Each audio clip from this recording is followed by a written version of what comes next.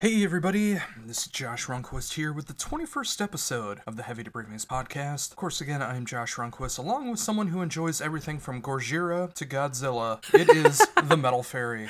Hello everyone. Happy legal episode. Yeah, we can legally go to the bar with this episode We now. can. And in a few more episodes, we can legally let it rent a car. I know.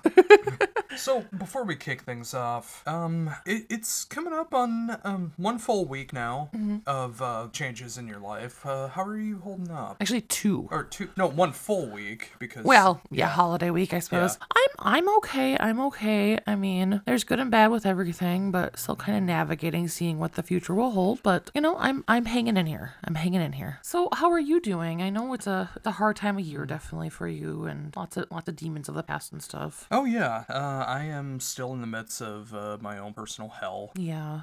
So many different things, emotionally, physically, trauma, all Yeah. that stuff. But no, I'm thankful to have someone like you to be able to be here by my side, to be able to do that, and be able to try to help get my mind off of things. Yeah. And and I'm also severely tired from all the promotion that I've been doing for Yes. the top 100 albums of 2023, which I'm only at the halfway point. Yeah, you've been a busy bee though. Yeah. In years past, I used to do 20 albums a day. Yeah. Now I'm only doing 10 albums a day, but I'm promoting it in far more places, and That it's is taking true. much longer to be able to like get videos up and stuff. It is. It's quite rough, but it feels like it's paying off. Yeah, I mean, Yeah. I think so. You've had some good reception so far, so Yeah. yeah. The only negative that I've seen so far is, am I wearing a comb over?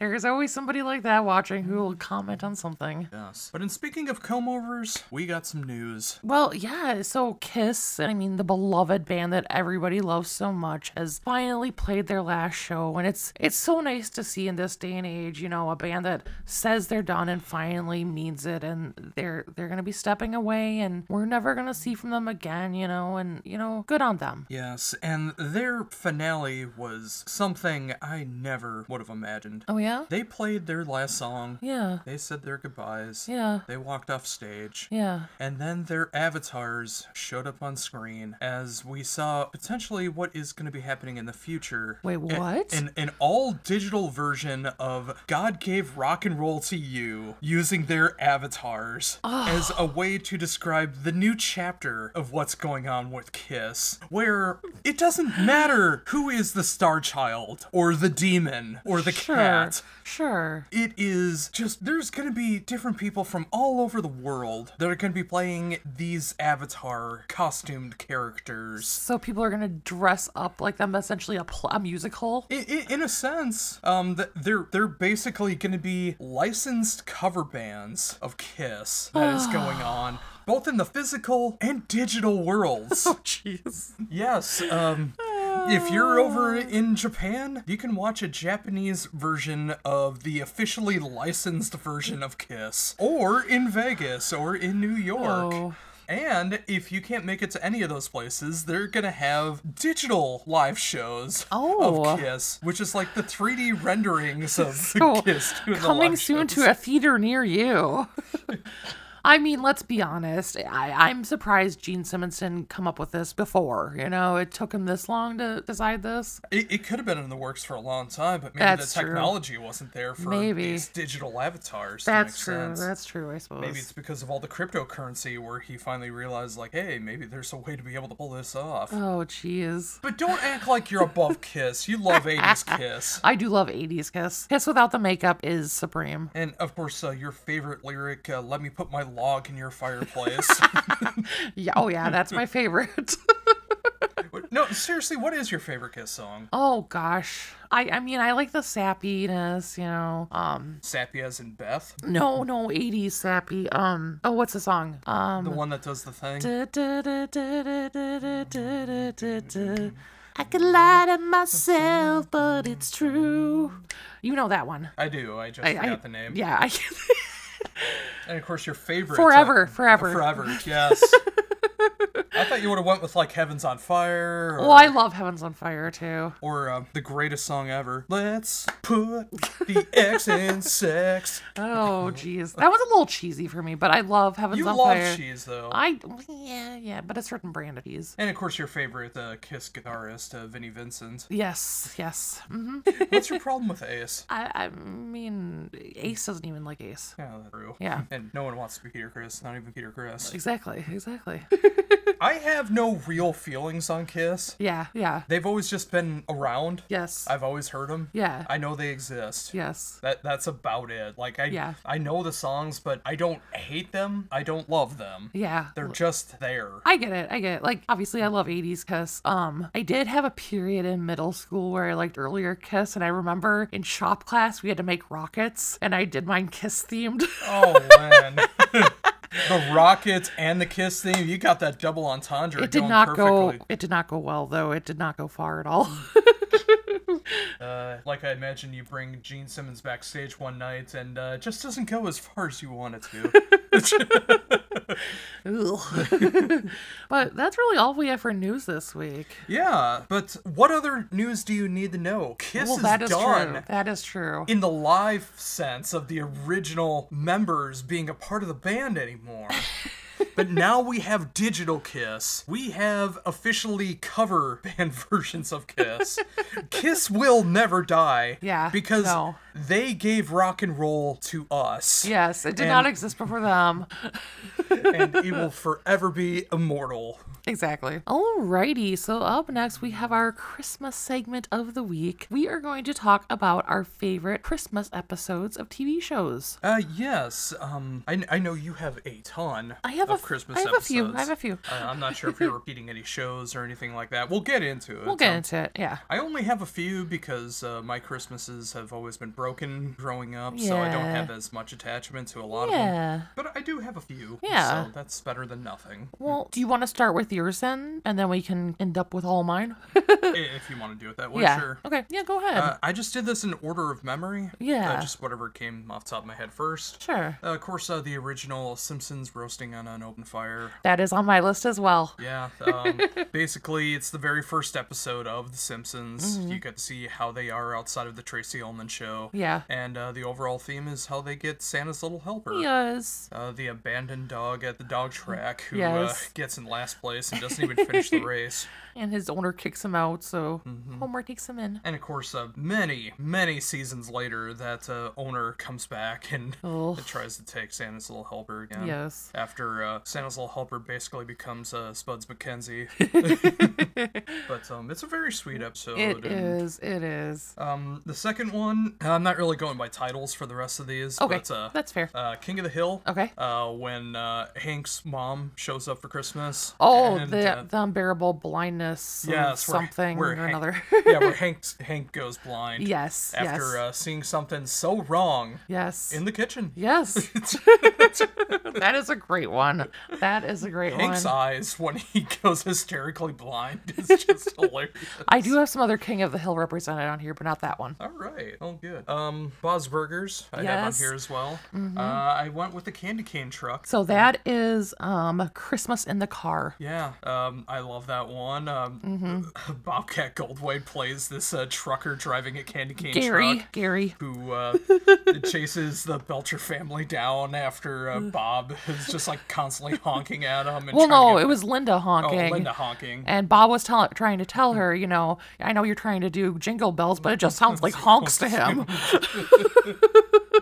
And I also found out what a Dutch baby is because of that episode. Yes, it's a pancake. I had no idea. Yes. South Park. I went with the original Mr. Hanky, the Christmas Pooh. Aw, yes. The very first episode I ever saw of South Park. Yes. I have other South Park on here, but not that one. Yes, I have that one where the legend of Mr. Hanky becomes real. And yes. It's just a fantastic episode. It's completely messed up still after almost 30 years now. Absolutely, I absolutely. mean, Christmas too, but I thoroughly enjoy it. And finally, one that is guaranteed not to be on your list. Okay. I have Futurama. Yes, that with is the on my original Xmas episode. Okay. Where John Goodman plays the evil Santa robot. Yeah. And over the years, Santa went from good to evil. So anyone who's on his naughty list, he tries to gun down and kill during Christmas. All right. Oh dear. Of course, on every subsequent episode where you see the evil Santa, it is the voice of Bender, but in the original one, it's John Goodman. Okay. And that's my top 5. Nice. So I have a lot.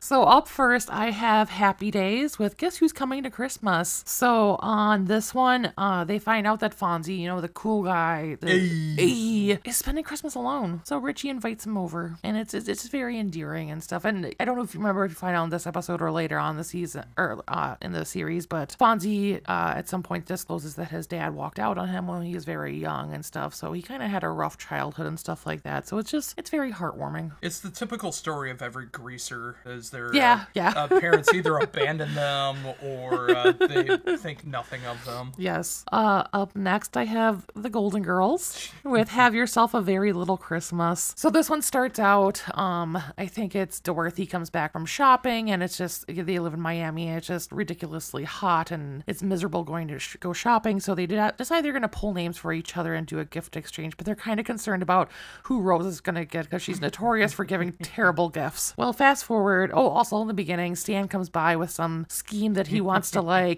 get money to get some get rich quick scheme that he has. So then fast forward, Rose actually ends up giving a good gift, which surprises all of them, and she's about to go down to a homeless shelter to volunteer for the day, and they all decide to go with her to help out because she's actually surprised them with this. So they go, and obviously they have a lot of meaning from volunteering there, but there's a Santa that comes in, and they find out that it's Stan, and Dorothy finds out in talking to him that he's been kicked out of the house by his wife because he cheated on her. Imagine that, Stan cheating. And a lot of back and forth happens, and then eventually they get to a point where Stan kind of realizes he doesn't have it so rough, and it's just kind of an endearing moment. Up next, I have the Gilmore Girls. Of course you do. Now, is it the Christmas episode from the Netflix series, or is it the original? No, this is it's the Bracebridge dinner. So this is earlier on. I can't remember if it's the second season, I think it is. Lorelai's having an event at the inn that she works at, and there's just a lot of craziness that happens during the course of the dinner. Oh, that's Sean Gunn, I tell you. That's right, Kirk. Up next, I have the Brady Bunch with the voice of Christmas. So this is the one that everybody knows. Carol loses her voice, so she can't sing at church, and Cindy goes to see Santa and makes her Christmas wish that her mom gets her voice back, and lo and behold, she gets her voice back so she can sing. It's a beloved episode. It is. And then, of course, I had the Simpsons episode that you have as well. Well, what's your thoughts on it? I think it's adorable. I mean, I think there's a lot of craziness that happens. It starts with Bart getting a tattoo and Marge spending all their money to get rid of it, and then Homer gets a job as a Santa, but of course blows all of his money at the tracks. $14. He makes $14 being Santa. Yes. But then it ends on such a sweet note. I mean, who doesn't love getting a little puppy at the end, Up next, I have Curb Your Enthusiasm, Mary, Joseph, and Larry. I love that. I should have put that one on there, but I had a feeling you would. It's such a good one. It's such a good one. So Cheryl's family is over, and they're making cookies, and Larry decides to have a little midnight snack and eat a bunch of the cookies. And little does he know they were a nativity scene that Cheryl's sister had been working on. And so he needs to find a way to redeem himself, and he ends up hiring this group to come and do a live nativity scene for his family, and it just doesn't go well. That wrap around my throat. Yeah, we'll leave that one out. We'll leave that one out. Before we continue on. Yeah. I've mentioned it to you before, and I still love the idea of doing it. Is doing a separate podcast where we go over every single episode of Curb Your Enthusiasm. Absolutely, we should. I don't know if there would be any interest from anyone listening to this, but if you've made it this far and that would be something of interest to you, please let us know. That would encourage us just that little bit more to actually do it. Exactly. It's pretty much become collectively our favorite show. It is, and every episode is such a discussion piece. Yes. Is Larry right? Is Larry wrong? and defending both sides. Yes, yes. I think that would be incredible. Yes. Up next, I have My So-Called Life with so-called with so-called angels. In this one, Angela's friend Ricky gets kicked out of his uncle's house, and it's just a very sad episode, but she tries to find a way to kind of help him out. And then Jared Leto calls you a unique flower and stares at you for 27 minutes. We're not talking about Jared today, thank you. Up next, I'm surprised you didn't put this one, but BoJack Horseman's Christmas special. I had a feeling you were going to have it on Yeah, there. yeah. And I wanted to do as little repeats as possible. Yeah. But yes, Sabrina's Wish is Yes. one of the greatest episodes of TV It's so ever. good.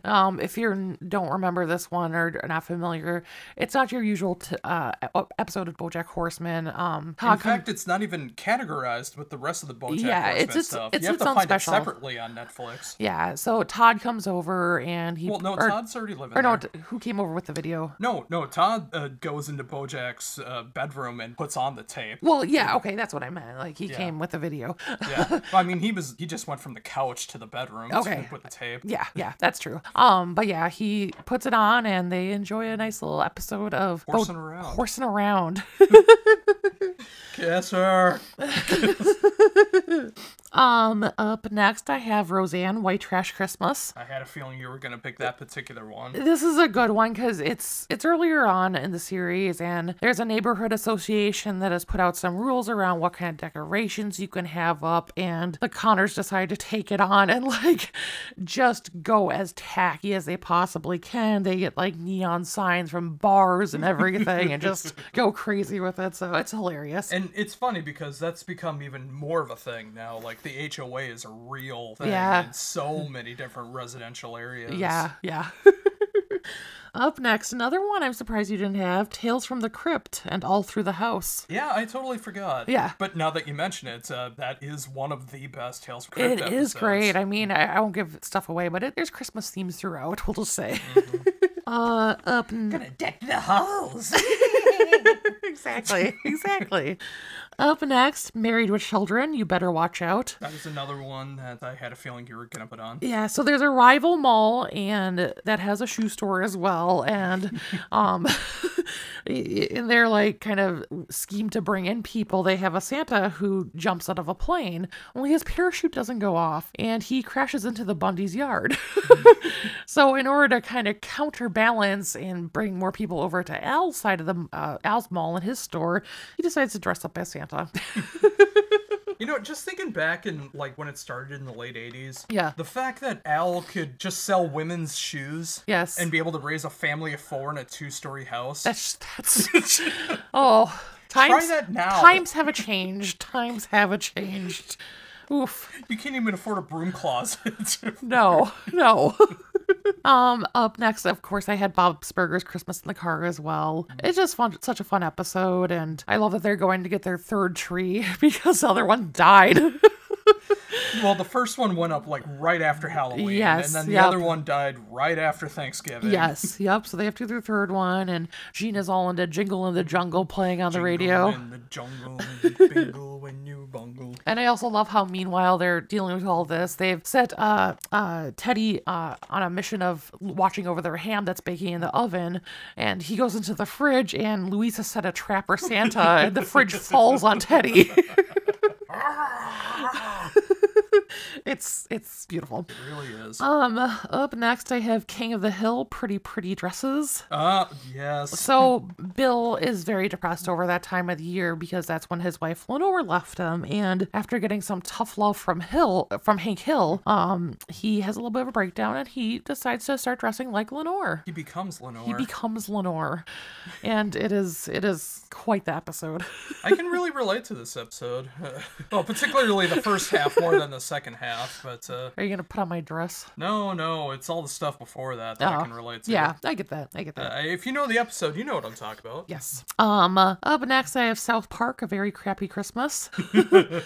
So, when Mr. Hanky doesn't show up for Kyle during Hanukkah, well, we'll just say they go to visit in the sewers and they find that Mr. Hanky's having a bit of a rough life himself. He has his very unhappy and alcoholic wife, Aunt Autumn, him. There's his kids, Amber, Cornwallis, and what was the kid? Simon.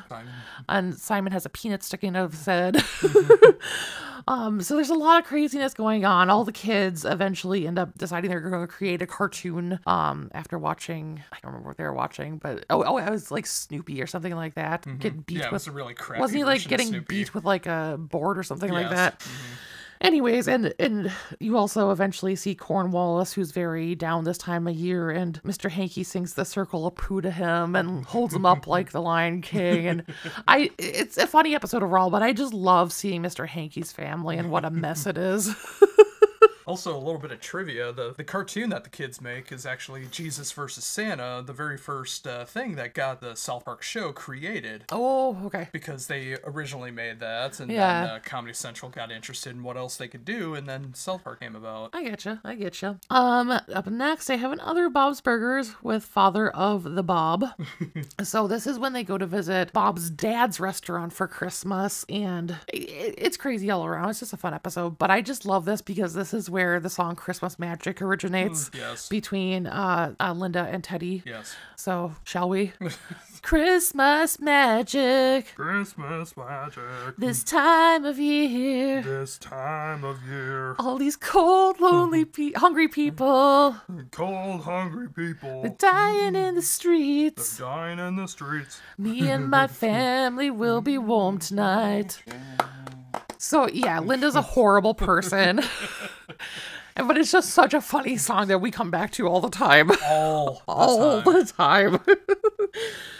Up next, I have two more. Up next is King of the Hill, Mrs. Wakefield. Oh, This is online. This is one of the most hated episodes. I have a love-hate relationship with it. Like, it's kind of creepy. So it's about this older lady who used to live in Hank's house, and she comes by and he lets her come in and see it. And she has ulterior motives, though. She thinks that she's near the end of her life and she wants to eventually pass inside this house because she had so many dear memories there. And so she kind of keeps trying to sneak her way back into the house, and he tries to keep her out and stuff. But at the end, they come to a nice point where he's just like, why don't you just stay and enjoy Christmas here, and you can come back and, visit us whenever you want, but don't like sneak in here to die.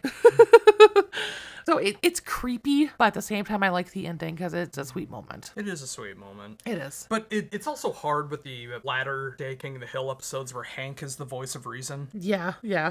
If you watch the early shows, you're not supposed to listen to Hank. And then he eventually just becomes the voice of reason for the whole show. And it's polarizing. Some people love it, some people hate it. Yeah, And I some get people you. think it's okay. Yeah. And finally, I have Twilight Zone, The Night of the Meek. So this one, there's a character named Corwin who is homeless, but he seasonally plays Santa, and he shows up to play Santa, and he's drunk, so he gets fired. He ends up trying to go to a bar, but he isn't able to get in, so he goes to an alley and sees that a sack is knocked over, and when he picks it up, rewind a little bit. When he got fired, he made a wish that, like, for one night, like, everyone meek in the world could kind of win, essentially. The meek would inherit the earth, essentially. Just like in the Bible. Yes. So he finds a sack later, and as he goes about his business, like, anybody who is kind of down on their luck and reaches into the sack will get a real good present out of there, but anybody who isn't gets, like, an empty can. So lots of craziness happens. He ends up getting almost arrested, blah, blah, blah.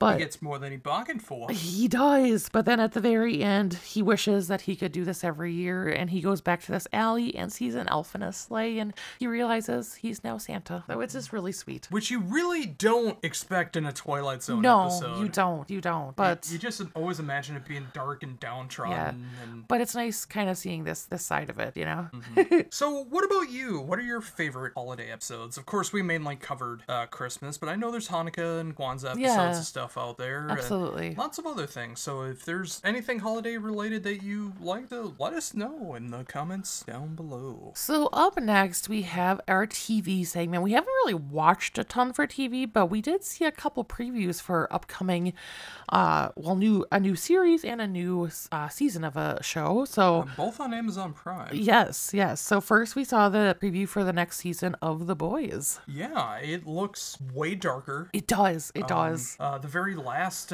scene that you see of Homelander in an elevator. Yeah, it's crazy. I won't give it away, but No, if you look at it, some stuff is clearly about to happen and has happened. Yeah. Yeah, I'm very, very excited about it. I am as well. Like, yeah, to your point, it looks very dark. Like, I feel like it's been such a roller coaster with the past seasons of The Boys and kind of everywhere they've been. So I'm curious to see where the season's gonna go. I am too. I mean, there's so many different directions that it could go into, and especially with how much season 3 was like Homelander basically being Trump. Yeah, it was. Where is it gonna go here now that like the last scene where it's like he realizes that it's like, I have all these people in the palm of my hand. They'll do anything I want. Yeah. And that's what the season feels like. It's, well, now he's finally gonna get people to do what he wants now. Exactly. Yeah. I'm excited. So that's coming out next year at some point. We don't know exactly when. It just said 2024. And then we also saw the preview for the new series Fallout. Yes, based on the games. Not originally made by, but best known for being by Bethesda Games. Yeah. They bought the rights after Fallout 1 and 2, and then from 3 onwards, it's been through Bethesda. They sold the rights to Amazon Prime, and it's going to be premiering on our 11th anniversary. Yeah, and it's coming from people who also worked on The Boys, and then also Westworld. Westworld, yes. So that gives me a lot of hope. Me too. Like in Westworld, like we watched some of it, but we haven't watched the entire thing. But I don't even know where we can watch it now since it's not on Max. Yeah, I'm not sure. But while we watched it, it was amazing. So. Oh yeah, I wish we would have kept up with it, but just things happen. Exactly. Although we did see a Simpsons World, which is basically how the whole story of Westworld plays out. Well, that is true. And there's of course the original movie from the 70s, Westworld, which is the same thing, but of course this show was modernized. Yeah. But they didn't really give away what the real story is about, although apparently it is canon to the Fallout folklore. So I'm very curious to see what that's going to be about. I mean, they show all the great stuff in there. The cute little canine dog meat is in there. Yeah. They got the ghouls. Looks like he's playing some kind of bounty hunter. Yeah. There was the giant bugs. The giant bugs. What was it? The bear? Yeah. It kind of looks like it's more Fallout 4 than anything, but I'm very curious to see where in the timeline it's going to be. For anyone that's paying attention, it's Vault 33. Okay. And there's 101 vaults that were made underground just in case there was a nuclear attack on the United States. Okay. So there's 101 vaults. This is in Vault 33. Okay. So it's going to be very interesting. And of course, they haven't played into the Bethesda jank yet. I'm wondering if they're going to do that. That would be funny. That would be so funny. But one thing that they did do, which I love that they kept, is they're keeping the old-timey music going in there as well. Yes. Which is so synonymous with Fallout, like listening to those really haunting 20s through 50s songs. Yeah. So I hope they keep that up through the entire show. Yeah. Because I find that to be such a seminal part of it. But kind of like I told you, I kind of feel the same way that I did about Twisted Metal. Yeah. Where it feels like it's serious enough, but they're also going to be like taking shots and make fun of the whole thing at the same time. And if it's like that, it's going to be an amazing show. Yeah. As somebody who hasn't played it, but I have seen you play it, obviously, and I want you to play it. Yeah. I think it looks amazing. It has kind of everything you'd want out of it. It has a serious nature, lots of crazy things happening. But it also has that kind of tongue-in-cheek side. It has kind of the romantic with the music, kind of that, what's the word I want to use, but kind of just eerie vibe about it. It visually looks really amazing too. Well, and with the music, that early day recording sound, I find that to be some of the scariest music out there because of the way that it's recorded. It sounds haunting. It is very haunting. And especially when you survive a nuclear fallout, that happens and that's the only music left in the world. Yeah.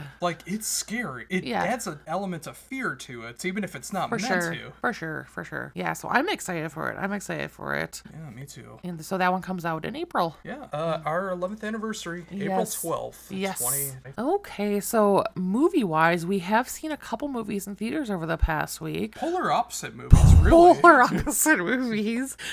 First up, we saw Dream Scenario featuring none other than Nicolas Cage. And producer Ari Aster, who of course is the director of such great movies as Midsommar, Birds Afraid, and one of the worst movies about what you can do as a parent when you have children, Hereditary. Yes. So what were your thoughts on this one? I didn't really know what to expect going in because Yeah. the trailer made it feel like it was going to be going in kind of one direction, but then once you watch it, it goes in a completely different direction. At least to me, it felt like it went into a different direction. Yeah. It is a very dark, very black comedy. Oh, for sure. It gets into sexual nature. It gets into horror. It goes into themes that I don't want to say, not because I can't say it on YouTube, but I feel like it would spoil the movie. Yeah. It just goes into directions that just made me think a little bit more. Yeah. Not that I necessarily changed my mind on anything. Yeah. But it just made me look at things from a different light. Yeah. Which I think all of us need. Oh, for sure. For sure. Yeah. Nick Cage is just phenomenal in every role that he does. He is. Like, if you don't like Nick Cage, I don't think this movie is gonna transform you to being a fan. Oh, heavens no. But if you love Nick Cage, you're gonna love this movie. Yeah. Yeah. I would agree. Definitely, if you're a Nick Cage fan, go see it, because there are the Nick Cageisms throughout. and in some ways, anyways, he plays a role that I haven't really seen him play before. Like, kind of that meeker, kind of unsure of himself. You don't see that often with Nick Cage. Not that often, no. So that was interesting to see and pretty funny. And if he ever does, he changes. Yes. Like Vampire's Kiss, he kind of starts off that way, but then but then he completely does a 180 in that movie. Yeah. So I would say it's new territory for him. So that's definitely one reason to go see it. I did enjoy it. I feel like I'm still processing it and trying to determine what all I make of it, because especially the ending. I won't get into the ending, but I'm still trying to figure out how I feel about the ending. We had a good long discussion about it. We did. Yeah. I don't think either of us agreed with each other, but we could at least see each other's sides on it. I guess I was just kind of unfulfilled by the ending. Where I felt like it was fulfilling. Yeah. But, that's going to be up to the eye of the beholder. Exactly. But to your point, there was a lot of different themes and things brought up throughout the movie that definitely make you think a lot. This is a thinker's movie. This is more along the lines of Beau Was Afraid instead of like Hereditary or Midsommar. Granted, those movies have a lot to talk about afterwards as well, but not in the same way that Beau Was Afraid. This is more of a thinker, more of a out there movie. And since you brought up Beau Was Afraid, a good reminder, our very last show of the year, which will be on New Year's Eve. Yes. We'll be talking about our top movies of the year. We will. We're holding off because there's one more particular movie we want to be able to see before things come out. Yes. If you've been to the movies lately, I'm sure you've seen the trailer for it. But if you haven't, I don't want to spoil it right now. Yes. So, but yeah, I definitely recommend that movie. And then yesterday we saw Godzilla -1. Yes, we finally entered the Japanese MonsterVerse era of our relationship. We have.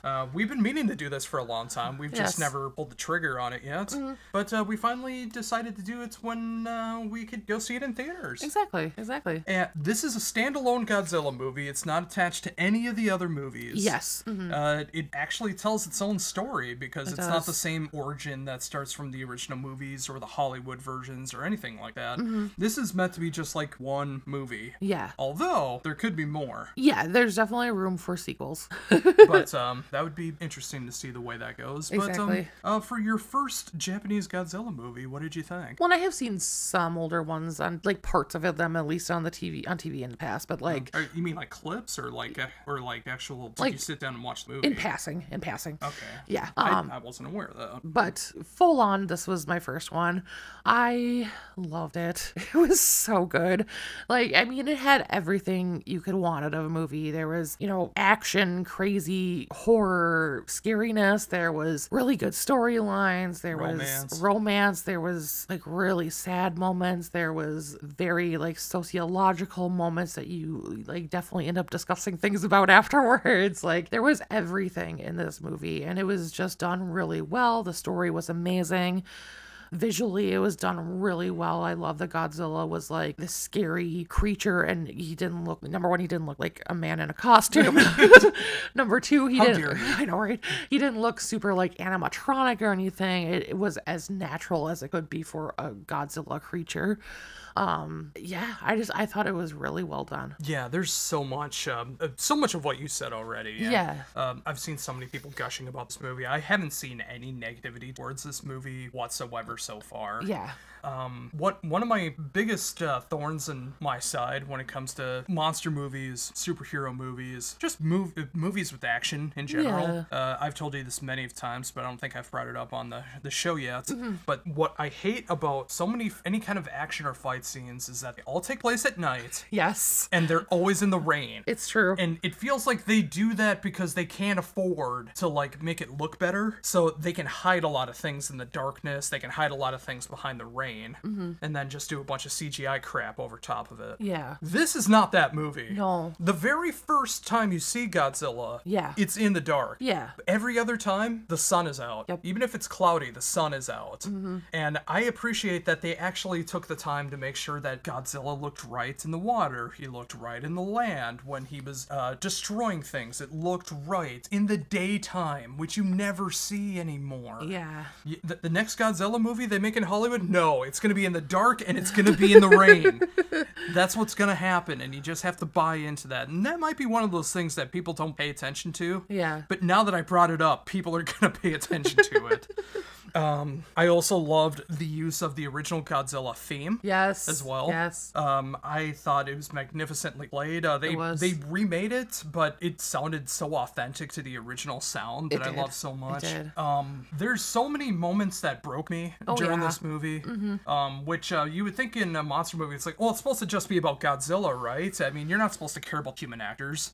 This one makes you care. It does. It does. It makes you care, and I love it for that reason. Yes. Yes. And I can relate so much, well, I mean, not for the exact same reasons, but I can relate to the emotions of the main character in a lot of different ways.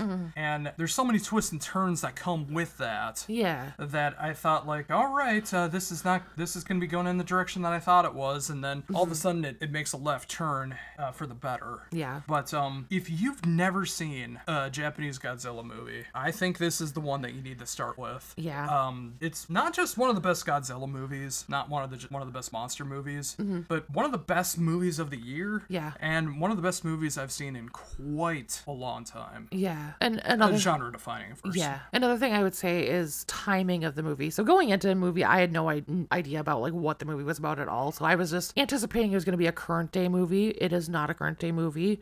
It's the aftermath of World War II. Yes. Which at first I'm like, I don't know how to feel about this because the ones like the more recent Godzilla movies from Hollywood. From Hollywood, yeah. Like in a way they're more relatable just because they're current day, you know. But this, so like I'm like, well, this one's like, you know, from the 40s. Like, how much am I gonna be able to relate to this and you know? But it was like they did such a good job at like portraying the stories of the people and the emotions and stuff like that. That outside of like what's going on, like you forget that it is back in the 40s a lot of the times. Well, that's the thing. Like, you know, it's set dressing. Like they could have done this movie in space. They could have done this movie in the future. They could have done it prehistoric age. Yeah. Like, as long as you can tell the story and the characters have meaning and you care about the characters, you can set anything in any kind of setting you want to. Absolutely. And it's just a perfect example of that. And, you know, like the previous Japanese Godzilla movie, Shin Godzilla, was in modern times. Yeah. So, you know, it's like Godzilla can take place at any time. That's true. It's a great example of that. And, of course, like, even mentioning it, how it's like it's the aftermath of World War II, it goes to show that it's not from the origins of Godzilla, because it was the effects of World War II that created Godzilla. But in this instance, Godzilla was already around during World War II. So you really don't know how he came to be. Yeah. But it's also not really important to the story. Yeah. One, I also think it adds kind of an air of almost kind of a creepy vibe that like it is kind of this legend, you know, and nobody knows really where it comes from, but they just know that it does come around. Yeah, like you can learn his strengths and weaknesses, but you really don't know everything about him. Yeah. And of course that ending. Yep. Like what could happen next? Yeah. What could happen next? Exactly. All right, so a little bit of gaming stuff here. Right before I hit record, I realized that there's actually a little bit more gaming news than I originally thought. First, we'll talk about the gaming stuff that's in us right now. I'm still finishing up Like a Dragon Gaiden. I have been playing this as slow as possible. Yeah. In fact, until yesterday, I only played like an hour or two last week because of how busy I was with everything going on and just feeling so exhausted. Really glad I played it. It's a really fun game, and I know I'll be probably finishing it by next show, so I'll be trying to figure out what to do from that point on. But I'm really glad I started playing it. Yeah. But before we get into what you're playing, there's a trilogy you should be playing, which just came out on Friday, which we've talked about more than once on this show. The Batman Arkham trilogy is available on the Switch. Yes, it is available now, and I will need to get it at some point. Now, one thing to keep in mind is you don't have to buy all 3 games at once. You can buy them separately if you don't feel right about that. Like, if you want to spend the $20 right now and play Arkham Asylum, and then once you finish that up, you can go and buy City, and Night. You could do it that way. That way you don't have to feel as bad. That is true. I might. At some point here I will. I really hope you do, because whenever I've played it, you've enjoyed it. They were fun. Yeah. And I love how there's like puzzles and stuff along the way, because I'm such a puzzle person. Well, it's like a 3D Metroidvania in a sense, where it's like you have to go back and unlock different places to be able to get to other places, and so many different the Riddler riddles, which I think Arkham Knight went completely overboard on them. That almost took the enjoyment out of the game if you try to get all of them. Yeah. But again, you can just get them separately. That way you're not spending 60, you're just spending 20 at a time. That is true. I might have to do that. Just something to think of. Now, what about your dating sims? Yeah, so as you all know, I love Love Island, the game.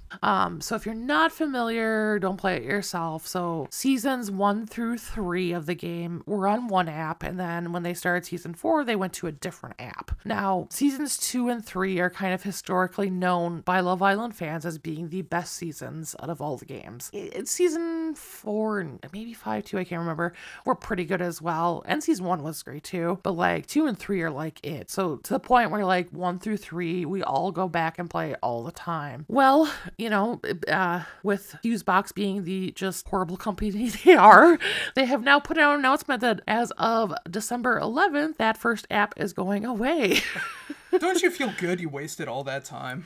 And they're like, use up your gems if you have any.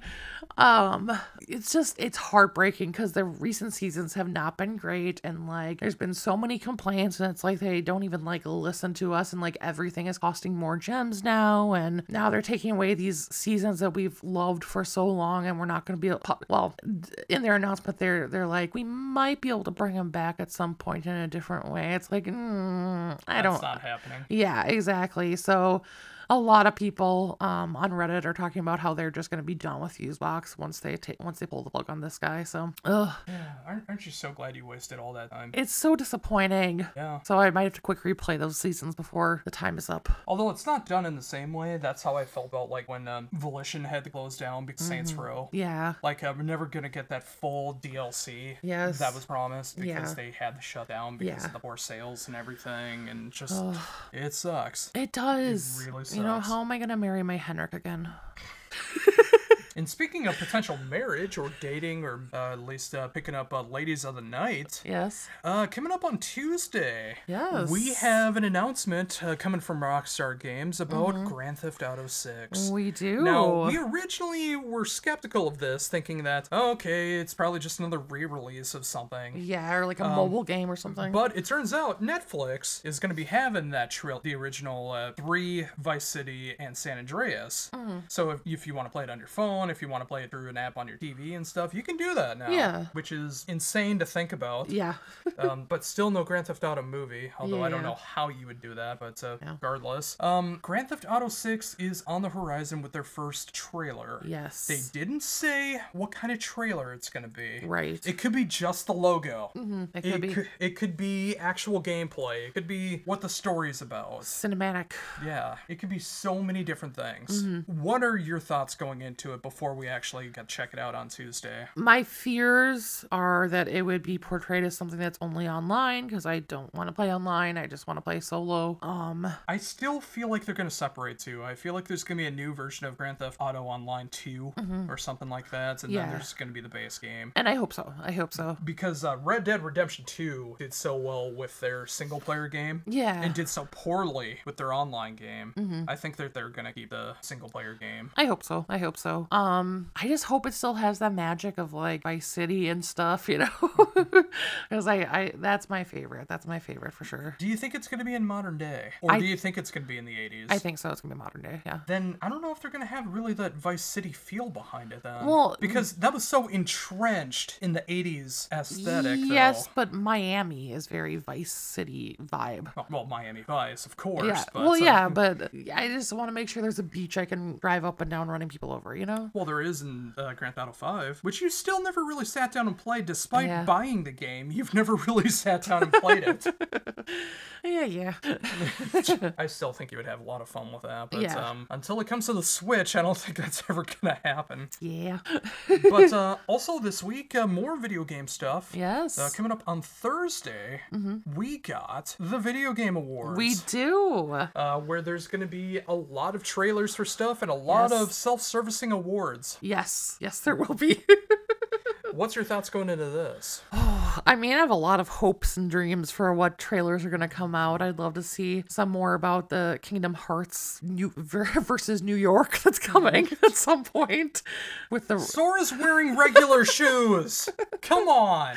I know. I'd love to see a new Bloodstained. I'd love to see the new Perfect Dark, something from that. Oh gosh, what else? What are you looking forward to? Well, there's so many things that I would love to see. I'd love to finally see Hollow Knight Silk Song. Yes. Finally get an announcement. Yes. I don't think that's gonna happen. No. Really shooting for the dark. I'd love to see a new Conker. Like Conker's bad for a day. Yeah. I mean, Rare is a part of Xbox now, so well, for a very long time they have been, and I would just love to see that get revitalized in some way, shape, or form. Yeah. I'd love to see something on Fable, which I think would be your new favorite game series if you ever sat down and played it. The Fable games are so much fun. Maybe even more on Grand Theft Auto. Like maybe like on Tuesday they kind of hint something's gonna happen, and then on Thursday is like a bigger reveal. I could see that happening maybe. I'd love to see True Crime or True Crime. Yeah. Either redone or a new one coming out. I love that game. That's through Activision. Yes. And that's now at least in the process of being owned by Xbox. I know everything went through. I'm not sure if everything is like set in stone. Yeah, but I think that could very well happen. I'd love to see a new Skyrim.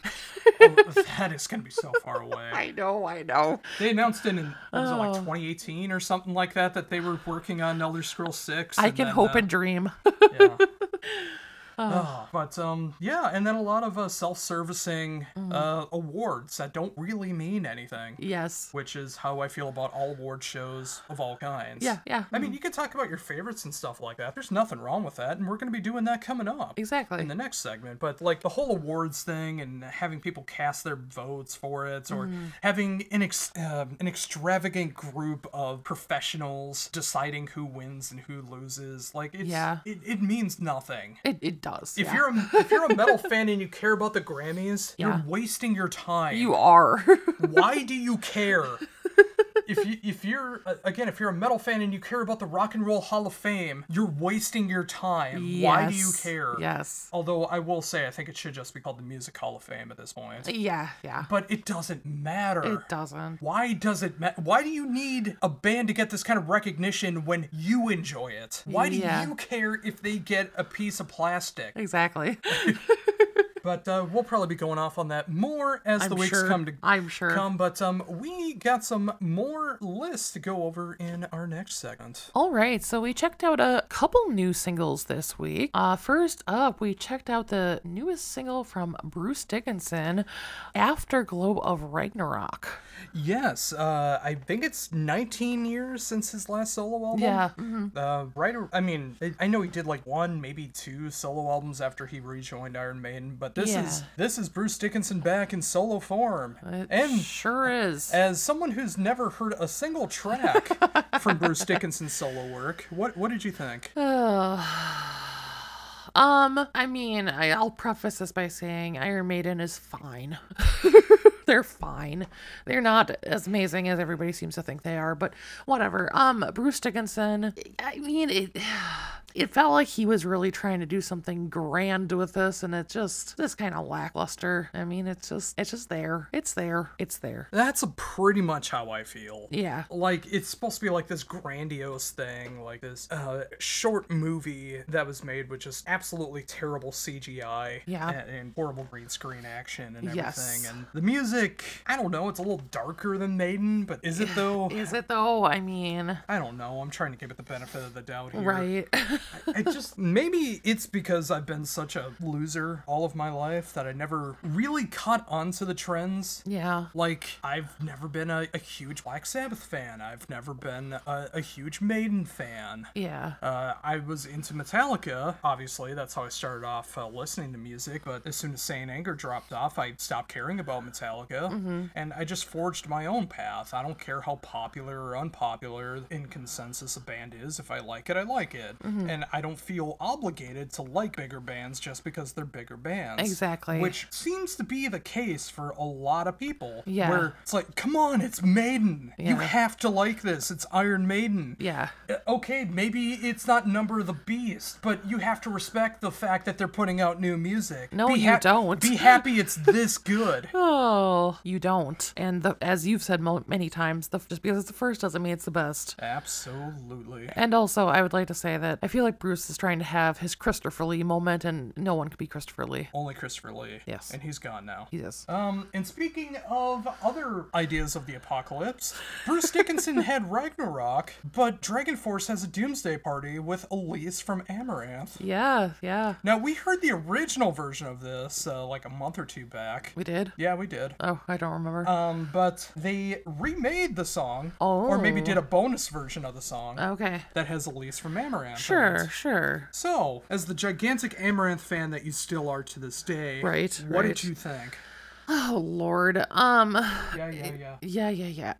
No. I mean, it's like, it feels like they're trying to make this big joke and like they're trying to like show like, yeah, we're in on the fun, we're in on the joke, but it's such a ridiculous thing that they're not even in on it anymore. Like, we're laughing at them and they think we're all laughing together. Like, it's just stupid. It's stupid. What about Elise? She added nothing to it. Her dancing was ridiculous. Like, What about her vocals? ugh. Come on, what about when she tried having a little grit in the... That was ridiculous. That was absolutely ridiculous.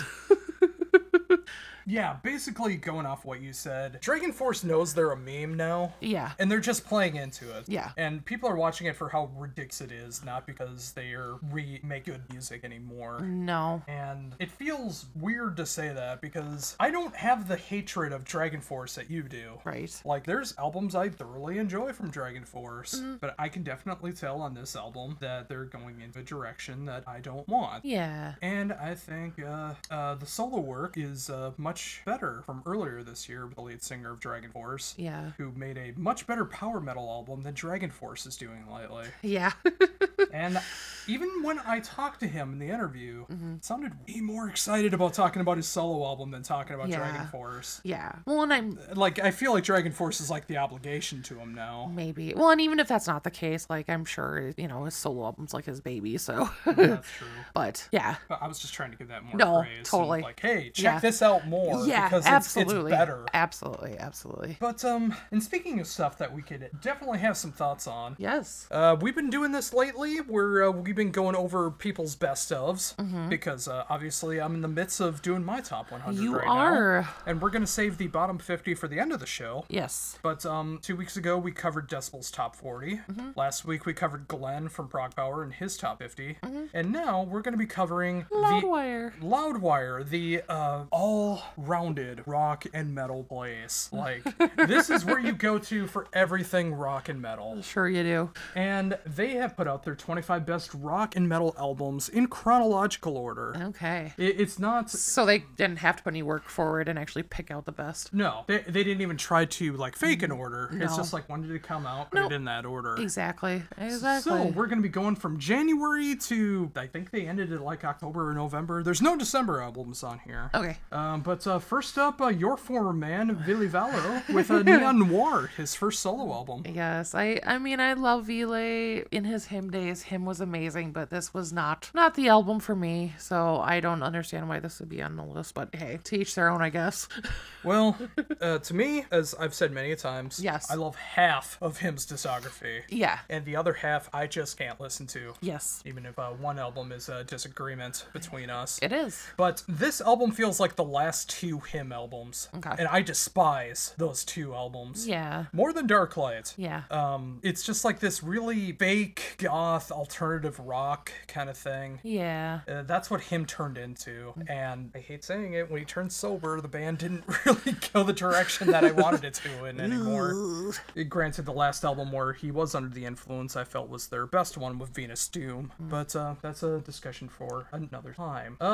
Going into the death metal world, we got Sanguisugabog with Homicidal Ecstasy. One of their singles was constantly on rotation the 3 months that we had Sirius earlier this year. Yeah, I remember seeing that name, but I don't remember the song at all. Think of the death metal, which is all like breakdowns, and blast beats, and the yeah, no, those kind of vocals. Nope. Yeah, not for me. I haven't listened to the whole album. I only know the one song, so I can't really give a definition. Yeah. Oh, and speaking of the best, In Flames with Foregone. Oh, again, I love other In Flames, like earlier In Flames, but like, nope, this one wasn't it for me. Yeah. A lot of people said this was a return to form, and it's kind of exactly what we just talked about with Iron Maiden. Yeah. You should be happy that In Flames is even making an album this good anymore. Why? Why not find music that actually is good? Why not find music that I'll actually enjoy? Yeah. And I know they're not trying. No. Because we'll always go back to when we last saw In Flames. Yes. Opening for Opeth. Yep. We're going to be playing an older song, and then people were like going from songs from like Horrorcoal or Lunar Strain. No, not that old. Exactly. As if they were trying to disregard the previous era. But this was, of course, when they were trying to be a commercial rock band. Well, that is true.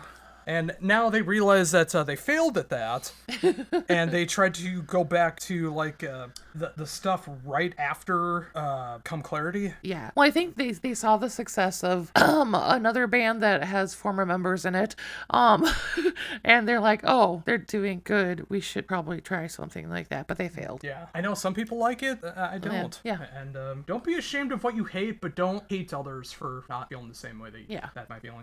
Paramore. This Is Why. I just know Monkey Business, or Misery Business.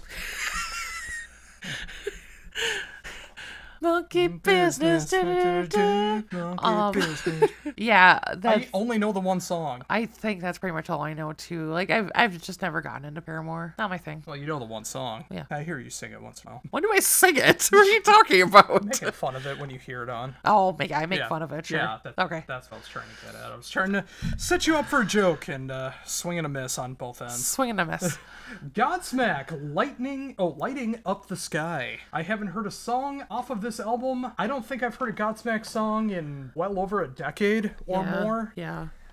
I just know they're the definition of that douche bro, late 90s, early 2000s alternative rock metal sound that I've never liked. Yeah, I haven't heard this. I'm sure I've heard Godsmack in the past, but I could not name a song if my life depended on it. I could show you like 5-10 songs that you would know Possibly. from them. Yeah, probably. And you would hate them all. Oh, yes, I'm sure. A band I'm not familiar with, Zulu with A New Tomorrow. Looks like it is a mix of hardcore mixed in with soul and spoken word. Okay. I can't comment on something I haven't heard. Yeah, so. I'm not familiar. Periphery, P5, Gent is not a genre. And again, they really messed up by not making genre start with DJ. I know, right? They should have. They should have, but that didn't happen. I've never really gotten your opinion on Periphery. What? I don't really remember them, honestly. Like, they're probably fine, but it's not something I go back to at all. There's parts of the album I enjoy. There's still a little bit of a tug-collaring moments with one of the members of the band that never really got resolved. I can just tell you right now, it didn't make my top 100. So, yeah.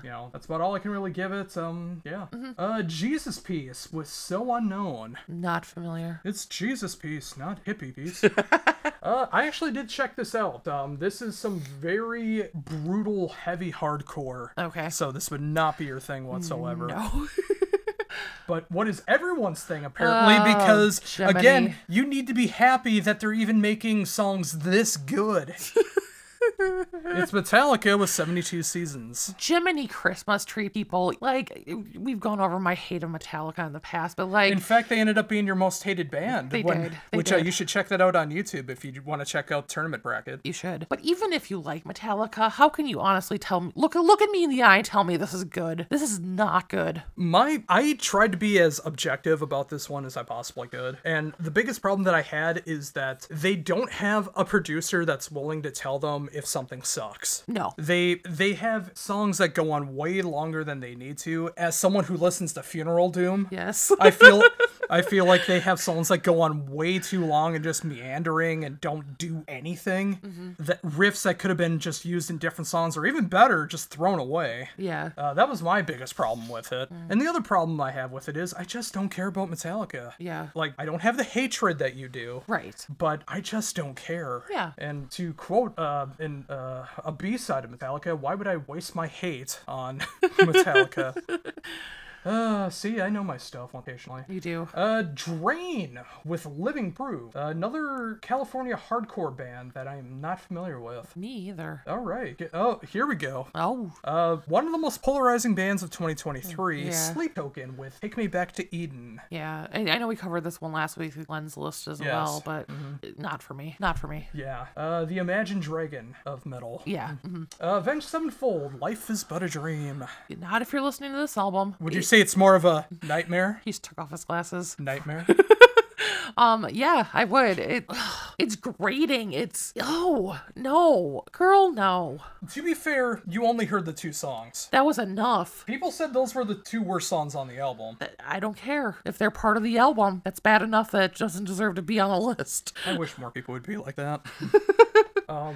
It's usually supposed to be in good faith that if you put out your worst songs first, that the rest of the album is supposed to be better. Yeah. But if the songs are so bad that you don't want to check out the rest of the album, Yeah. that's what happened here. Exactly. And I've seen a lot of people praise this. This is the most progressive, experimental Avenged Sevenfold album to date. Yeah. As someone who loves progressive and experimental music, I just don't care.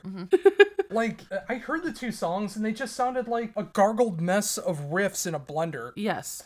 Like, they're trying to be Mr. Bungle, but they forgot how to make it a song. They forgot how to bungle. Yes. Well, no, actually, they did bungle, because bungle is when you mess something up. Oh, okay. So they did literally bungle.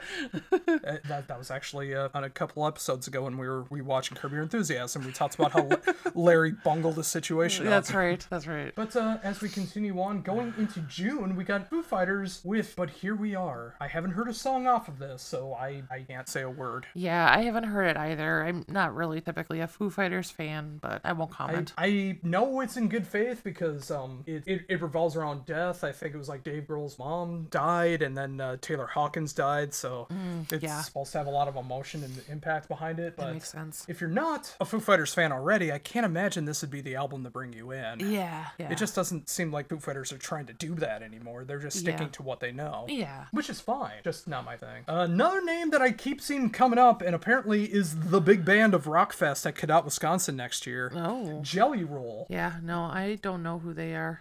It's one person. Oh, okay. Hold on. To Google we go. Okay. That's him. I feel like I've seen him before. Apparently he's like a country artist, he's a rock artist, he's a hip-hop artist. He's kind of like a New Kid Rock. Well, that's what we need. I don't know what his political standpoints are, but yeah, well. Yeah, that's all right.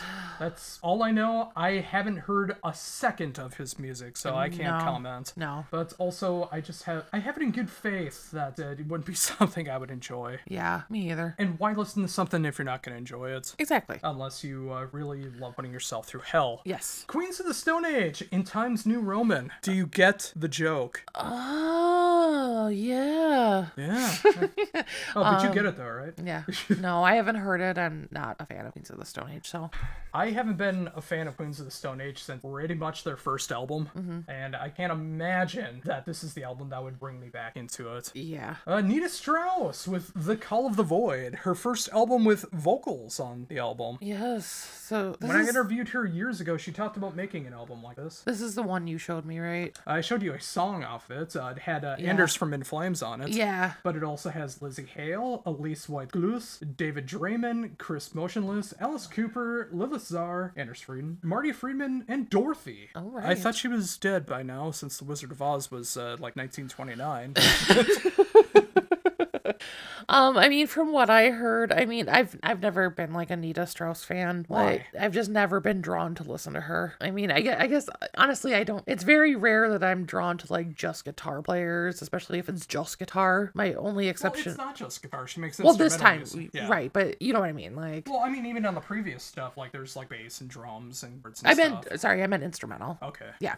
But with this one, from what I heard, it sounded very much like she was trying to tailor her music towards each artist that she was having sing on it, which Yeah. I get in one respect, but at the same time, it's like, well, what's your personality? What is your musical style? So, Which I don't know if there is. yeah. So. Like you're great for being able to like, hey, I could learn your entire set in a day. Look, I can make songs that sound just like your stuff. Yeah. Instantly. But where's your personality? Yeah. So, yeah. It could be fine, but I've only heard the one song. So, yeah. Greta Van Fleet, or as a lot of people say, Led Zeppelin 2 with Starcatcher. I have not heard this album. I think I've heard bits and pieces from them. Yeah, Led Zeppelin Wannabe. Yeah, I mean, whatever. I haven't heard it, so I can't make a fair judgment on it. Yeah. Seven Dust with Truth Killer. I did hear this album. I completely forgot about it, which is, as someone who does enjoy Seven Dust, I think that kind of says a lot, sadly, that I instantly forgot about it once I got done hearing it. Yeah, I haven't heard this, and Pav shut down, so I'm not going to. That is an inside joke if you were in the Twin Cities metal scene. Yes.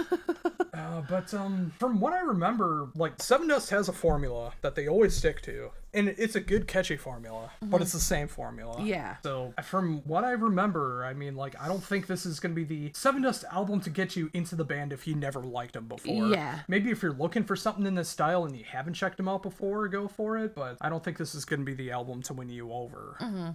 Mammoth, WVH, of course, Wolfgang Van Halen with Mammoth 2. Yeah. I have only heard the first album. I have not heard the second album, so I have no bearing in this. Yeah, I haven't heard it either. I know he's like focusing more on like the modern hard rock scene, and I think on this album there's a little more experimentation on stuff, but I just haven't heard it, so I really don't know where to go from there. Yeah. Filter, who I didn't even realize put out a new album.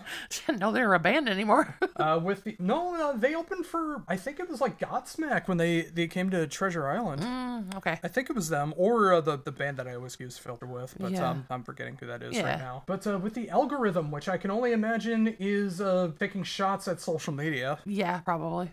Just like a video that we watched yesterday. Oh, I love all the old Filter stuff. I love Hey Man, Nice Shots, and Take a Picture. No, those are the only two songs that I know. Yes. I can't name a third Filter song. Nope, me either. And, even if there's a title track called The Algorithm, I don't know I have no idea. No idea. Cannibal Corpse with Chaos Horrific. Now, what is your thoughts on Cannibal Corpse?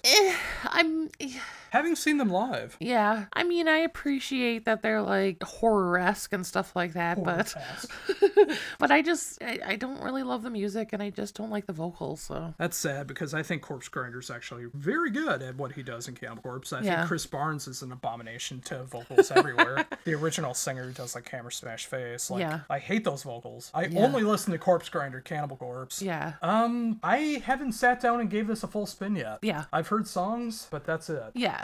Not because I didn't enjoy it, but just because I've had like 200 other albums that I checked out, and it just got lost in the shuffle. Makes sense. Creeper with Sangovar. I have no idea who they are. Going off the first part, if the only thing you thought was missing from Meatloaf's music was a gothic twinge and lyrics about a certain Lord and Savior performing oral sex inside a strip club, then Sangovar, the third album from UK's Creeper, should be able to fit you like a latex bodysuit. I mean, I do love Meatloaf, though. A gothic Meatloaf.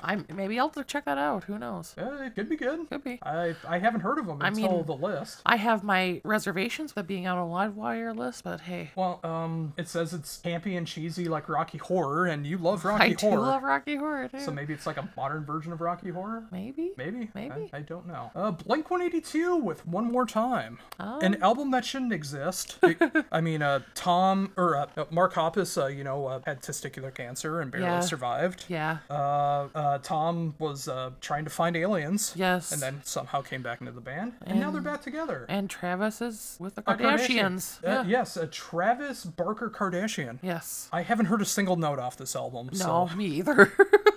I have nothing to add. I don't. Yeah, we haven't heard it. We haven't heard it. Yeah. So what can you say? I apologize for not doing my Blink-182 research. Yes. And finally, two more. The Rolling Stones with Hackney Diamonds, the band's first album in well over 20 years. Well, I haven't heard it, and I am not a fan of the Rolling Stones, but what I do know of the Rolling Stones is everything sounds alike, so I have heard it in a way. But it features guest vocals from Lady Gaga. Well, gee golly, better jump on that then. The star of the worst Simpsons episode, Lisa Goes Gaga. Yeah, haven't heard a note. No. And finally, Dirty Honey with Can't Find the Brakes. I have no idea. Comparisons to Led Zeppelin and Aerosmith, and a lot of bluesy rock swagger. Yeah, okay. I thought you liked that kind of stuff. Yeah, some, but I don't know. I got nothing to add to that, so I do not know.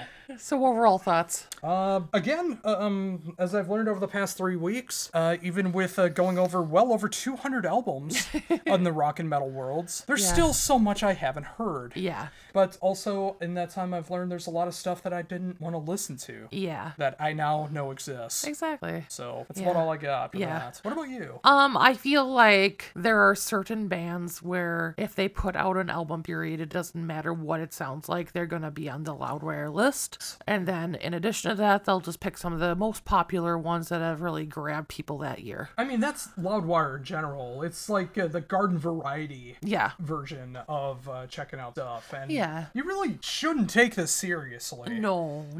As we've seen other people do already. Of course.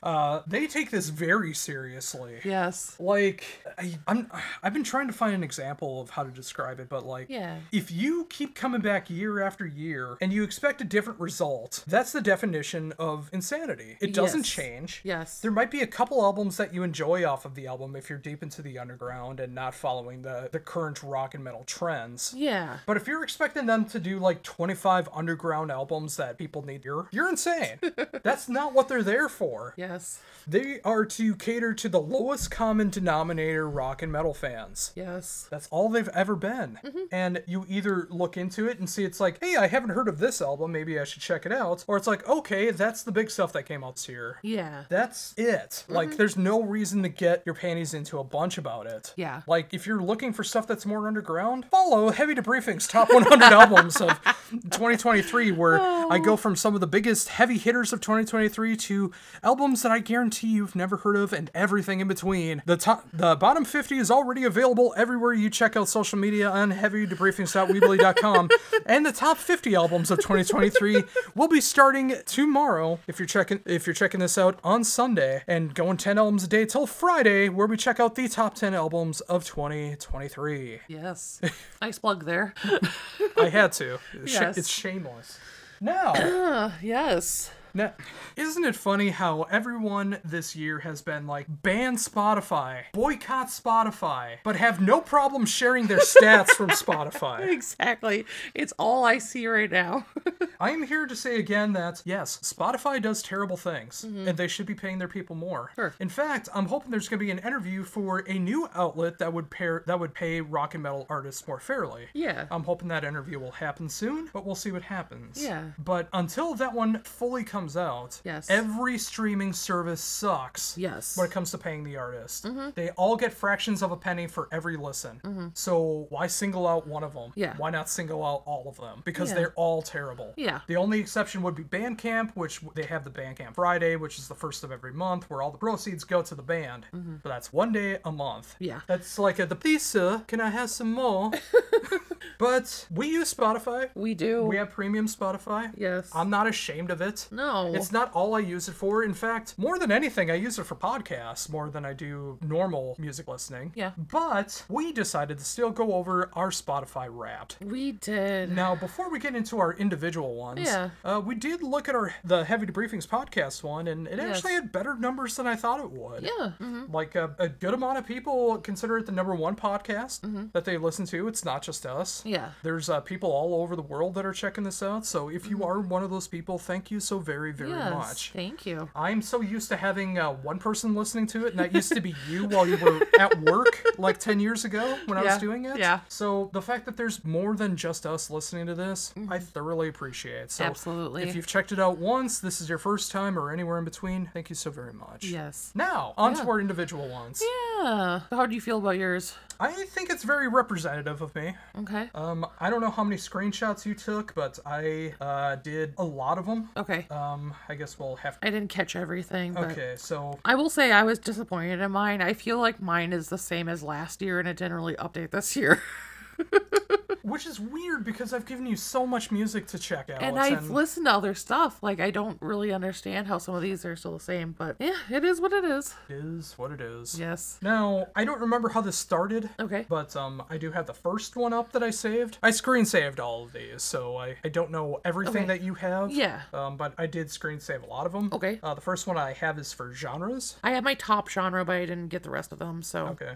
I do have the top genres, but I apparently listened to 106 genres in 2023. I think mine... I think I had about 50 some. Okay. I didn't screen share that. That is completely fair. Now I have the top genres as well. Yeah. Which it looks very basic when I look at it, but yeah, it looks like it's in a sandwich. Okay. Is that how yours looks? Well, I just have my top one right now. Oh, you just have the top one. Okay. Trying to find. All right. Well, I other... have my top 5, which I guess I'll go over right now while you're doing that. Okay. Number 5 is post metal. Number 4 is alternative metal. Okay. Number 3, melodic death metal. Okay. Number 2, progressive metal. And number 1, take off your hats for this one, metal. Okay, I had 53 genres. 53. Okay. Let's see. So I listened to over double yours. No, exactly double yours. Yes. Wow. And I'm almost at my genre. Okay, my top genres. Number 5, new wave pop. What are you listening to? I have no idea. Number 4, melodic death metal. So I listened to more mellow death than you did. Number 3, gothic metal. That makes sense. Number 4, glam metal. And number 1, power metal. You said number 4, then number 1. Oh, whoops. Number 2.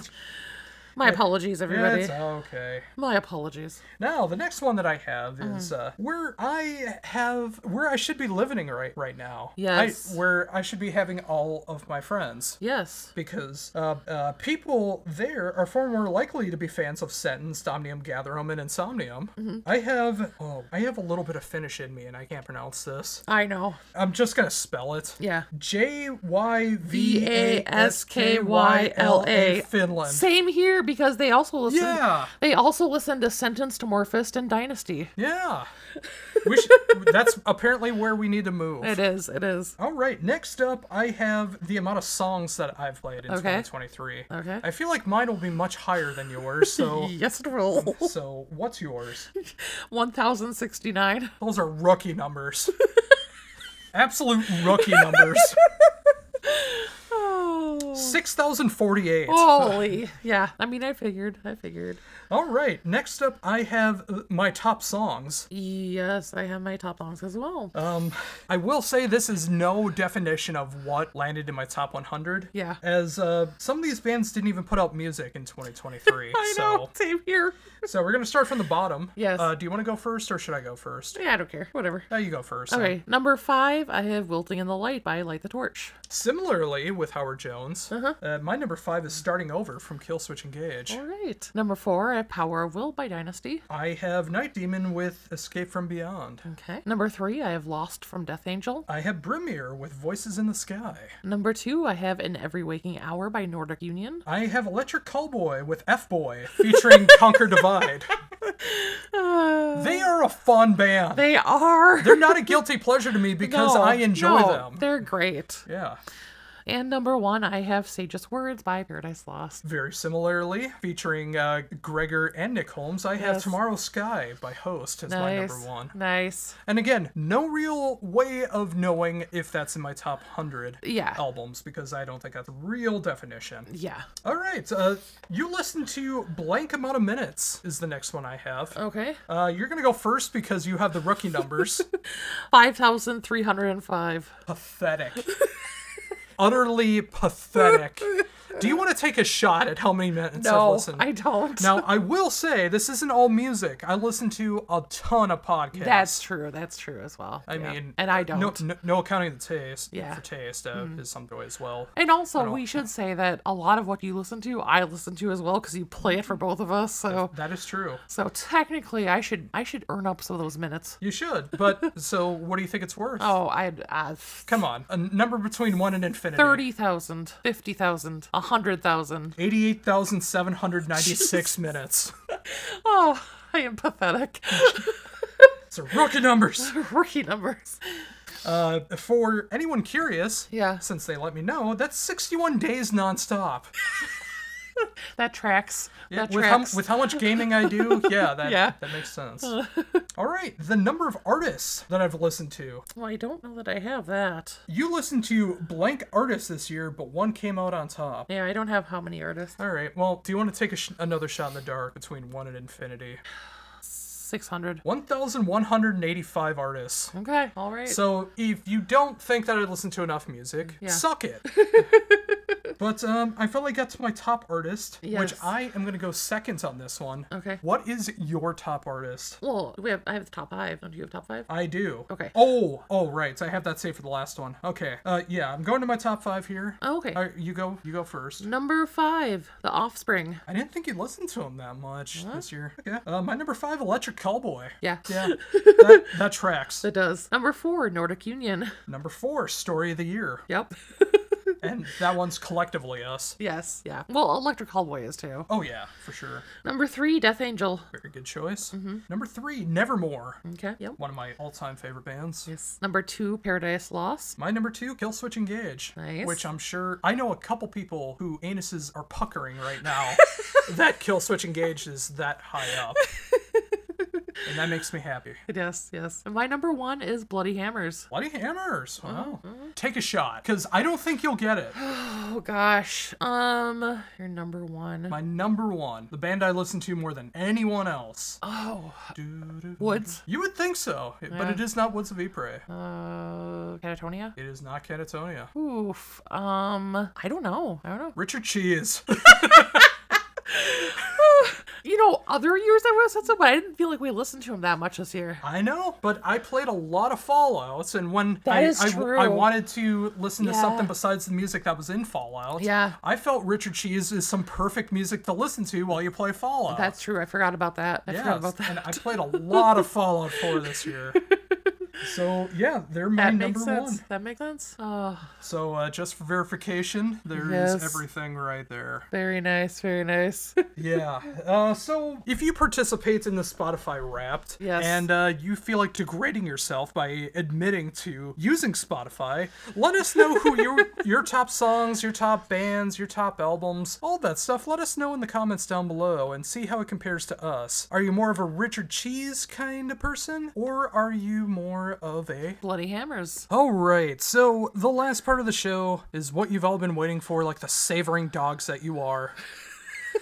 We're going to be covering albums 100 through 51 of Heavy Debriefings' top 50 albums of 2023. Yes. Now, this is, of course, my top 100. The Metal Farie's top 30 will be coming in next week. Yes. Now, how far along are you on putting that together? I mean, I have my 30 identified. They are pretty much in order. There's just a few inner debates in my head that I'm going through. Any clues? Anything you want to give away? No, not Not at all. All right, you remember that this is supposed to be like original albums 2023. It can't just be Mariah Carey's The Only Thing I Want for Christmas Is You, done by Taria, right?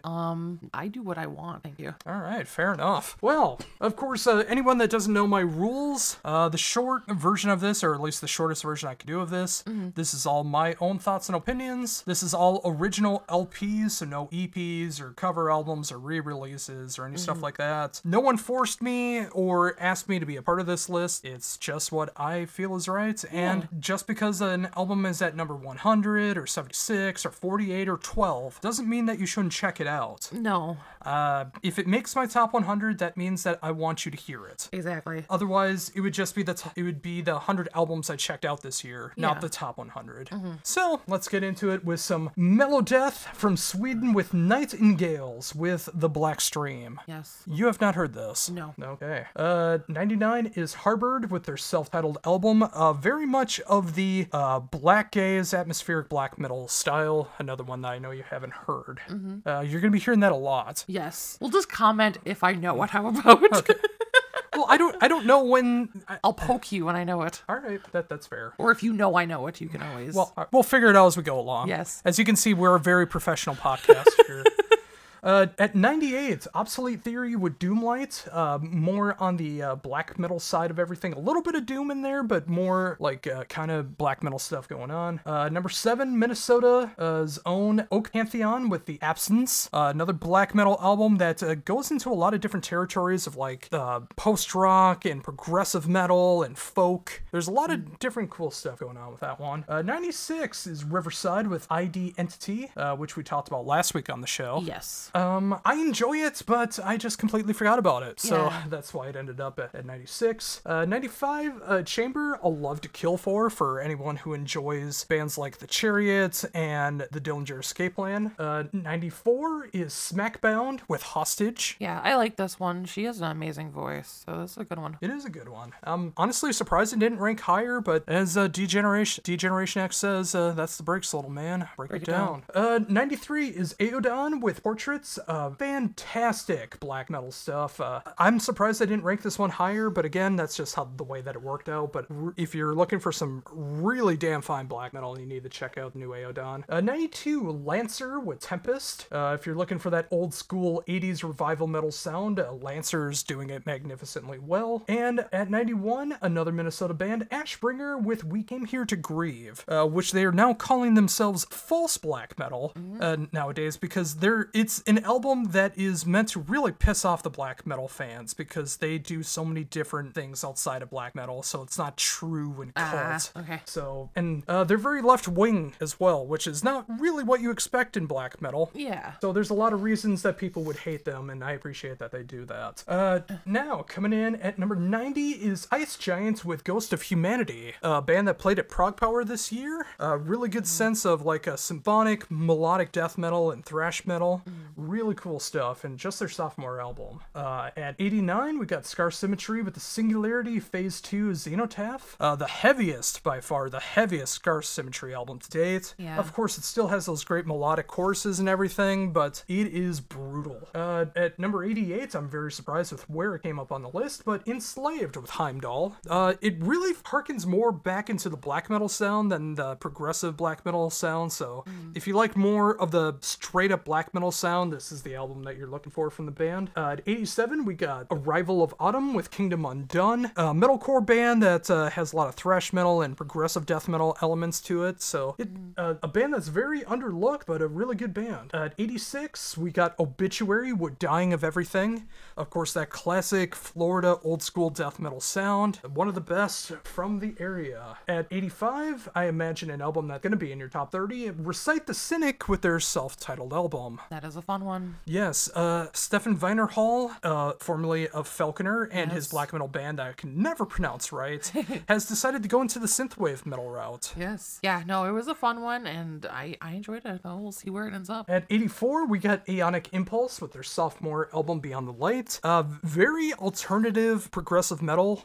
It's like a weird conglomeration of Incubus, Porcupine Tree, and Gorgira is the best way I can describe them. It sounds so weird on paper, but they do a fine job job with it. 83, we got Valensara with Shore Stank, a very comedic take on folk metal. They really take the wind out of everything. To me, it feels like if Devin Townsend decided to start doing folk metal because of how much of like taking the wind out of the whole thing that it does. Yeah. And I appreciate that. At 82, we got Beyond the Black with their 5th album, their self-titled album. That's a really good one too. Yeah, it's a very good album. Not as symphonic as their previous albums, which I've talked about at length about how I feel about a lot of symphonic bands doing the more modern metal take, but I think Beyond the Black does a really fine job of it. Yeah. And 81, we have Inherence the Void with The Impending Fall of the Stars, which is just another dark, ethereal black metal album with killer production that I think a lot more people need to check out. Absolutely. Coming in at number 80, which actually dropped significantly, but I was not expecting that. But I also saw that this band is already back in the studio working for an album for next year, which I think is going to be a more fine-tuned version of this album, which is Metal Church with Congregation of Annihilation. Yeah. The only thing that really sticks in my craw about this album is there was no ballad. Yeah, me too. I am such a sucker for the Metal Church ballads. They are good, and I mean, this was a good album, but I just didn't have that full Metal Church experience, you know? And that's what I'm hoping will come with the next album. Yeah.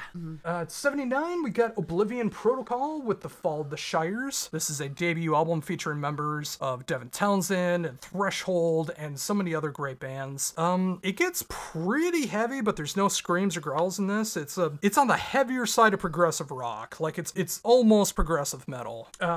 78, a lot of people are considering this the album of the year. I mean, it was Decibel's #1. It is horrendous with Ontological Mysterium. The band started off really in that OSDM, that old school death metal sound, but now they're exploring the progressive death metal side. So if you're looking for something of the early day Edge of Sanity, Cynic, Pestilence, Atheist, those kinds of bands, Horrendous is doing it magnificently. I didn't hear this album enough to rank it higher than this, so that's just the way it goes sometimes. 77, we got Celestial with Broken Vows and the Unspoke Truth, a Singapore melodic death metal, black metal band. They really hit like a fine niche on this album with like really killer production, songwriting, and fantastic clean vocals as well. They also do guest vocals from Chelsea Murphy, who is a singer in another band that I'll be showing off at some point in the list, whether it be today or next week. You'll find out. 76, I'm sure you're surprised to find it this low on the list. Dying Fetus with Make Them Beg for Death, considering how much I played them when I was doing the interview and how much I listened to them after. Yes, they're only at 76, but this is, again, Dying Fetus found their formula of what works. Like very horrendous, grotesque vocals. Yeah. Very much in like the horror, almost torture porn style vocals. Something you would see in an Eli Roth movie. And the music that kind of matches the tone of it. And that's exactly what this album is, but it is magnificent. And speaking of magnificent, at 75, we got Sin Heresy with Castaways. Did you get the chance to check this one out? A little bit. Yeah. Symphonic power metal, which I thoroughly enjoy. I feel like they're only getting better and better, and I think Castaways is their best one to date. At 74, we got Mariana's Rest with Hour. This is of the funeral doom, melodic death doom genre, which if you know me well enough, you know I love so very, very much. I didn't get to listen to this album too much, which is why it ranked where it did, but I really enjoy it, and anytime Aaron Stanthorpe of My Dying Bride is able, or Thrupp, I'm not sure, however you want to pronounce it, Stanthorpe, but regardless, anytime he shows up in a guest appearance, it just makes me happy. And I can guarantee one album that made your top 30 features his vocals on it. Maybe. I guess we'll find out. Oh, I know which one it is. 73, it is Sotana with Ones1. If you just really need to find some newer Finnish melodeath, this is the band that you need to check out. It is really good. It is fantastic stuff, and I hope more people get turned on to them because they really capture that Children of Bodom, Winter Sun, Gladenfold kind of feel. And another band, which I'll be talking about at some point, also captures that, but just a little more melodic than this one. But I thoroughly enjoy this one. At 72, we got Tailgunner with Guns for Hire, the debut album from this UK revival metal band. A lot of Iron Maiden influence, and I like them more than Iron Maiden. It's almost as if a band influenced by a band could sound better than the original. What? Who would have thought? I think they're catchier, they write better hooks, and this is just their debut album, so I'm excited to see what comes next. And at 71, we have Max Enix with his first real solo album, Far From Home. This is a double disc, or if you get the deluxe version, 3-disc album, which the third disc features a lot of instrumentals. This has almost every genre attached to it in some way, shape, or form. The only things that I've seen missing was like grindcore. Otherwise, you get power metal, progressive metal, death metal, black metal, jazz, new age, wind chimes, hip hop, and so many guest appearances from Dan Swano to Toby Driver. There's too many to list, and I know I'm forgetting ones off the top of my head because every song features guest appearances from like 30 people. It feels like, but this is a very ambitious 2.5 hour long endeavor. So if you're the kind of person that says that I like all kinds of music, test that and check out Far From Home. Coming in at number 70 is Fires in the Distance with their sophomore album, Air Not Meant For Us. I've seen a lot of people going gaga over this album, and for good reason. I mean, it sounds like fantastic Finnish melodic death doom, but it actually comes from Connecticut, of all places, which you would never think a death doom scene is there. But this is a fantastic album, very piano driven, like real piano. So if you're looking for that, and I know someone who does, this is an album worth checking out. At 69, coming in very nice, is Bell Witch with Future Shadows Part 1, The Clandestine Gate. This is the exact same length as their previous album, Mirror Reaper, down to the second. This is part 1 of 3, which I imagine that the whole trilogy is gonna be like 5 hours or something, but this is over an hour and 23 minutes long, and it feels like an intro track, which is why it's so low on my list. But the fact that this intro track feels like it goes on longer than so many of your favorite albums, like it's either a good thing or a bad thing, depending on who you are, but I really do enjoy it. But coming off of Mirror Reaper, I was hoping for something different, and that might come in parts 2 and 3, but I still think it's worth checking out. Coming in at number 68, which got the most attention from my YouTube shorts when I was doing this, was Death Clock with Death Album 4. I'm surprised I didn't catch more crap for this, but I feel like this is the best Death Clock album. Yeah. It's the catchiest, it's the most melodic album. It's not just focused on being brutal the whole time. It feels like it's actual melodic death metal songs. It's funny as well. I mean, it's still got the comedic tinges to it, but it feels like a real pure melodic death metal album. Yeah. And that's what I love about them. Coming in at 67, the Midwest All-Stars of Chrome Waves, featuring different members of past and present members of Skeleton Witch and Amiensis, with their brand new album Earth Will Shed Its Skin. The most ambitious album the band has done to date so far. Of course, it has that black gaze sound that they started off with, but they start going into much different territories at times, going into like goth rock or jazz or instrumental. I mean, they go in so many different directions on this album, but still maintaining that black gaze sound that they're known for. Coming in at number 66, one of the heaviest albums of 2023 in my humblest of opinions, and especially after seeing Godzilla and knowing about the depths of the ocean and how it can crush you, what better than 20,000 Leagues Under the Sea with Ahab and the Coral Tombs. Of course, with the name like Coral Tombs, this is based concept album based off of 20,000 Leagues Under the Sea from the Funeral Doom band Ahab. Absolutely brilliant album from start to finish. If you love Funeral Doom, you need to check this album out. If you don't like it, I can't imagine you'd get into it from Ahab, but you know, stranger things have happened. At 65, we have Twilight Force with At the Heart of Wintervale. One of the most fun albums Twilight Force has put out to date. I feel like it's some of the strongest material the band has done. I'm sad to see it this low, but I think it just shows how good of music there was this year. Yeah. It was just a fantastic album. They're just such a fun band. Like, they take you away to like that fun mystical world. And they are coming to town, but just unfortunately with Glory Hammer. Ew. Yeah. Just like Elven King is coming to town with Ailstorm. No. But that's a topic for a different day. Coming in at Nintendo 64 is Vulture Industries with Ghosts from the Past. To take your quote when you heard it, it sounds like a punk band going into Dracula's castle to record an album right before they become undead. Yes. I love that quote, and I think it's a perfect description of this album. Yes. Coming in at 63 is Ex Mortis with Necrophony. Hey, I finally got it right this time, unlike the first time that I talked about it. Yeah, after half the band split, Yeah. and of course the pandemic, they got a new lineup, and I feel like that they're still doing a lot of what I love about Ex Mortis. They still do the great neoclassical stuff. They do stuff that would make Yngwie blush.